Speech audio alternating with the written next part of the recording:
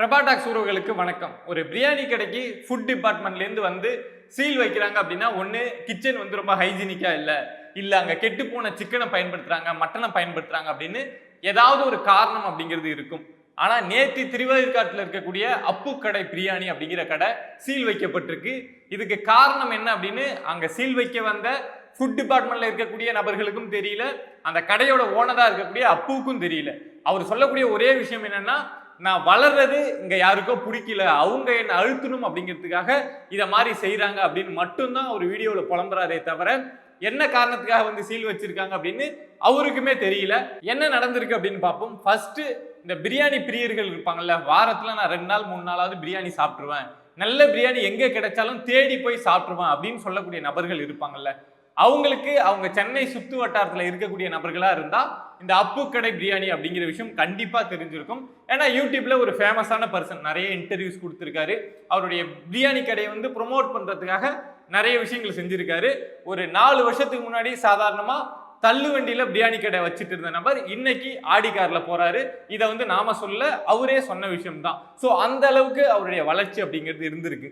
இந்த கடைக்கு எப்போ பிரச்சனை வர ஆரம்பிச்சிருக்குன்னா, இப்போ ரீசெண்டா ஒரு 2-3 மாசமா உங்க கிச்சன் வந்து சரியில்லை, இதை மாத்துங்க அப்படின்னு சொல்லி ஃபர்ஸ்ட் ஃபுட் டிபார்ட்மெண்ட்ல இருந்து வந்து சொல்லியிருக்காங்க.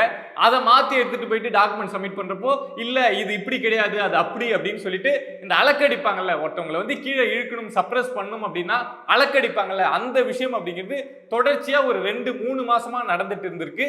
இதை அப்புவும் போய் இதை பத்தி பேசியிருக்காரு. அப்போட ஒய்ஃபுமே ஃபுட் டிபார்ட்மெண்ட்ல போயிட்டு தொடர்ச்சியா பேசியிருக்காங்க. கடைசியா ஃபுட் டிபார்ட்மெண்ட் சொல்லக்கூடிய எல்லா விஷயங்களையும் சரி செஞ்சு டாக்குமெண்டா எடுத்து கொண்டு போய் அவங்கள்ட்ட கொடுக்க ட்ரை பண்ணப்போ அந்த டாக்குமெண்ட்டை யாரும் ரிசீவ் பண்ணல. இதை மாதிரி எல்லாத்தையும் சரி செஞ்சுட்டோம் அப்படின்னு இவங்க சைட்லேருந்து போய் சொல்றப்போ, அந்த டாக்குமெண்ட்டை வாங்கி ரிசீவ் பண்ணாதானே கடை சரியாயிடுச்சு அப்படின்னு அர்த்தம். அந்த சைட்ல இருந்து யாருமே வாங்கல.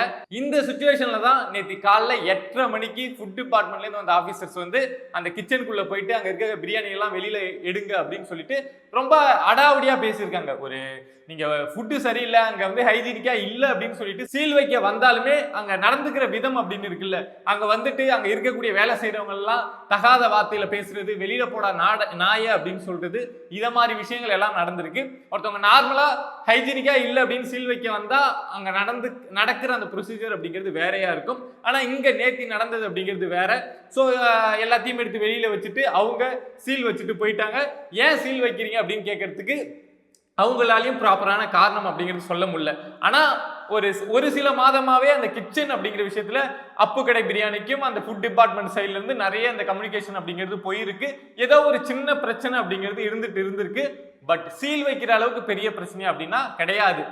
அப்புறம் என்னத்துக்கு சீல் வச்சாங்க அப்படின்னா, அப்பு சொல்லக்கூடிய காரணம் அப்படின்னு எடுத்துக்கிட்டோம் அப்படின்னா, யாரோ அவர் வளர்றது பிடிக்காம, நான் வந்து இவ்வளவு கஷ்டப்பட்டு இந்த இடத்துக்கு வந்திருக்கேன், இவ்வளவு பெரிய வளர்ச்சியை 4 வருஷத்துல காமிச்சிருக்கேன், ஸோ யாரோ பிடிக்காம இதை செய்யறாங்க அப்படின்னு அவர் மனசுல யாரோ இருக்கலாம். பட் சொல்றாரு, நாம இதை அப்பு கடை பிரியாணிக்கு அப்படின்னு மட்டும் பார்க்காம சாதாரணமா அப்பு கடை பிரியாணியை ஒதுக்கி வச்சிருவோம்.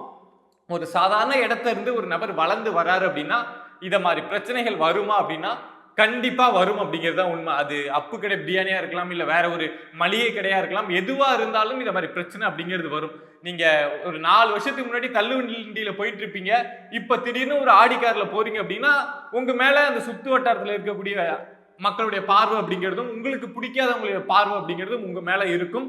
ஸோ அப்படி இருக்கிறப்ப எதை மாதிரிலாம் நடக்கிறதுக்கு வாய்ப்பு இருக்கு அப்படின்னா, இப்போ அதே ஏரியாவில் ஒரு கார்பரேட் கம்பெனியில டச்ல இருக்கக்கூடிய ஒரு நபர் வந்து ஒரு பிரான்சைஸ் எடுத்து அங்க ஒரு பிரியாணி கடை நடத்துறாரு அப்படின்னு வச்சுப்போம். நான் இந்த விஷயத்தை அப்புக்காக மட்டும் சொல்லல, அப்பு இடத்துல யார் இருந்தாலும் இதை மாதிரி நடப்பதற்கான வாய்ப்பு இருக்கு அப்படின்னு தான் சொல்றேன். ஒரு பிரியாணி கடை நடத்திட்டு இருக்காங்க அப்படின்னா அவங்க அந்த பிரான்சைசி கார்பரேட் லெவல்ல இருக்கக்கூடிய அந்த கடை சரியா போகல அப்படின்னா மேலிடத்தை கேட்பாங்க, ஏன் நம்ம கடை சரியா போல அப்படின்னு.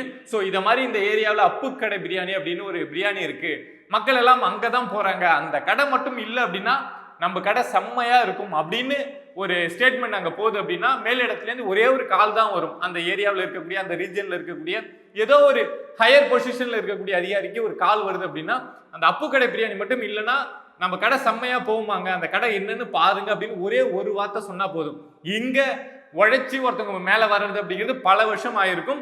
பட் அவனை கீழே தள்ளுறதுக்கு ஒரே ஒரு கால் போதும். பெரிய இடத்துல இருந்து வருது அப்படின்னா, அத மாதிரி ஒரு கால் வந்தது அப்படின்னா அந்த அப்பு கடை பிரியாணிக்கு என்னென்ன குடைச்சல் கொடுக்க முடியுமோ, என்னென்ன தலைவலியை கொடுக்க முடியுமோ கொடுப்பாங்க. அப்பவும் ஒரு பெரிய ஆளா இருந்தா எதிர்த்து ஃபைட் பண்ணலாம். நீ என்ன வேணாலும் பண்ணு, நான் என்ன வேணாலும் பண்றேன் அப்படின்னு சொல்லலாம். பட் ஒருத்தன் கஷ்டப்பட்டு தானே உழைச்சு வரான். கஷ்டப்பட்டு உழைச்சு வரவன் ஒரு பெரிய அதிகாரம் உள்ள ஒருத்தவங்க கூட சண்டை போடுறது அப்படிங்கிறது நடக்காத விஷயம். ஸோ இவங்களும் ஃபுட் டிபார்ட்மெண்ட்ல இருந்தோ இல்லை வேற ஏதோ ஒரு வழியிலையோ அது சரியில்லை இது சரியில்லை அப்படிங்கிற குடைச்சல் அப்படிங்கிறது கொடுக்கப்படும். ஸோ அந்த கடை இல்லாம போவோம், இல்லை வேற எங்கேயாவது மாத்திட்டு போற மாதிரி ஒரு சூழல் ஏற்படும். இது ஒரு விதம் இந்த அழுத்தத்துக்கு. இன்னொரு பக்கம் அப்படின்னா ஒருத்தவங்க இதை மாதிரி வளர்ந்து வந்தாங்க அப்படின்னா பிடிக்காதவங்க அப்படின்னு நிறைய பேர் இருப்பாங்க.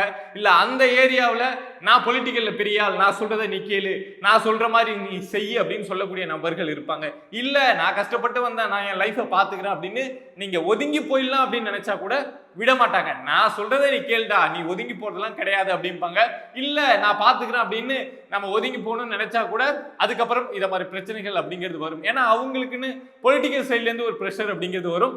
இதை மாதிரி ஏதோ ஒரு காரணத்தால இந்த அப்பு கடை பிரியாணிக்கு பெரிய அழுத்தம் அப்படிங்கிறது வந்திருக்கு. அது நேற்று அப்பு அந்த கடையை சீல் வச்சுட்டு போறாங்க. அப்ப அழுகுறப்பவே நம்மளால புரிஞ்சிக்க முடியுது. அவரு சொல்லியும் புலம்புறாரு, நான் என்ன பண்ணேன், எந்த ஒரு காரணமும் இல்லை அவங்க சீல் வச்சுட்டு போவ.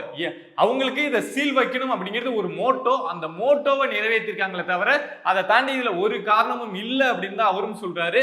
ஸோ இதை மாதிரி விஷயங்கள்ல நம்ம சின்ன சின்ன கடைகள் வச்சு மேலேறி வராங்கல்ல, அவங்களுக்கு சப்போர்ட்டா நிக்க வேண்டியது அப்படிங்கிறது ரொம்ப முக்கியம். ஒருவேளை அப்பு கிச்சனை ப்ராப்பரா வைக்கல, அவர் மேல தப்பே இருக்கு அப்படின்னா கூட அது சீல் வைக்கிற அளவுக்கு பெரிய விஷயம் இல்லைல்ல. ஏன்னா அவர் ஒன்றும் கெட்டு போன சிக்கனை வச்சிருக்கல, கிச்சனை எங்கேயோ கண்ணாப்புண்ணான்னு வச்சிருக்கல, எல்லாமே ஓரளவுக்கு ப்ராப்பராக தான் வச்சிருக்காரு. அப்படிங்கிறப்போ ஒரு தப்பு இருந்தா கூட இதை சரி செய்யுங்க அப்படின்னு தான் ஃபுட் டிபார்ட்மெண்ட்லேருந்து சொல்லிட்டு போவாங்க. பட் அப்புக்கு நடந்திருக்கிறது அப்படிங்கிறது ஏதோ ஒரு திட்டமிட்ட ஒரு விஷயம் அப்படிங்கிறது தான். இதை மாதிரி ஃபுட் டிபார்ட்மெண்ட் நடவடிக்கை எடுக்கணும், சரியில்லாத கடைகளை போயிட்டு மூடணும், சீல் வைக்கணும் அப்படிங்கிறது எல்லாருடைய கோரிக்கை. ஏன்னா ரீசெண்ட் இயர்ஸா ஷவர்மா சாப்பிட்டுட்டு இறந்து போறதும் பிரியாணி சாப்பிட்டுட்டு இறந்து போற விஷயம் அப்படிங்கிறது கேட்கிறோம். இப்போ கூட ரீசெண்டா டெல்லியிலேருந்து சென்னைக்கு ஒரு 1500 கிலோ மட்டன் கெட்டு போன மட்டனை எடுத்துட்டு வந்தாங்க. அதே மாதிரி ஒரு கடையில 500 கிலோ கெட்டு போன மட்டன் இருந்தது. அதெல்லாம் ஃபுட் டிபார்ட்மெண்ட் சீஸ் பண்ணாங்க அப்படிங்கிற விஷயம் கேள்விப்படுறப்போ நல்ல விஷயம். நமக்கு பிரியாணி வெளியில சாப்பிடவே பயமா இருக்கு. பட் அத மாதிரி இருக்கவங்க மேல நடவடிக்கை எடுக்கிறது அப்படிங்கிறது ரொம்ப சரியான விஷயம். ஆனா இந்த அப்பு கடை பிரியாணி மேல எந்த தவறும் இல்லை. அதாவது சீல் வைக்கிற அளவுக்கு எந்த தவறும் இல்லை. வெளிப்படையா சொல்ல போனா எந்த தவறுமே இல்லை. பட் கிச்சன்ல ஏதோ பிரச்சனை இருந்திருக்கு அப்படிங்கிறது மட்டும் உண்மை. அது ஹைஜீனிக் விஷயமா இல்ல வேற ஏதாவது இந்த ப்ரொசீஜர்ல தான் கிச்சன் இருக்கணும் அப்படிங்கிற ரூல்லாம் இருக்கு. ஸோ அதை மாதிரி பிரச்சனையா அப்படின்னு தெரியல. பட் அது ஆனா சீல் வைக்கிற அளவுக்கு பெரிய பிரச்சனையா அப்படின்னா கிடையாது. ஸோ அப்படிங்கிறப்போ இப்போ அப்பு கடை பிரியாணியை சீல் வச்சிருக்காங்க. இதை மாதிரி ஆளுங்களுக்காக நம்ம குரல் கொடுக்க வேண்டியது அப்படிங்கிறது ரொம்ப முக்கியம். ஏன்னா ஒருத்தவங்க கீழே இருந்து மேலே வளர்ந்து வராங்கல்ல, அவங்களுக்கு மட்டும்தான் தெரியும் அதோட கஷ்டம் அப்படிங்கிறது. ஸோ அப்புக்கு ஆதரவான நம்ம குரலை இந்த இடத்த பதிவு செய்யணும் அப்படிங்கிறது தான் இந்த வீடியோட நோக்கம். We'll see you on next video. Subscribe பண்ணி சப்போர்ட் பண்ணுங்க. நன்றி.